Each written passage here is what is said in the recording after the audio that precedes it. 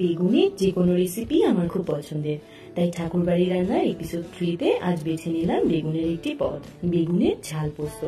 খুব কম উপকরণ লাগবে: গোল গোল করে কেটে নেওয়া বেগুন, পোস্ত বাটা, শুকনো লঙ্কা বাটা, নুন, সর্ষের তেল, কাঁচা লঙ্কা, স্বাদ মতো চিনি।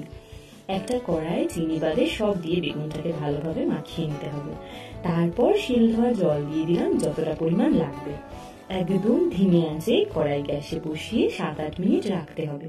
মাঝে বেগুনগুলো একটু উল্টে পাল্টে দেবো। নামানোর সময় কাঁচা সর্ষের তেল আর স্বাদ মতো চিনি।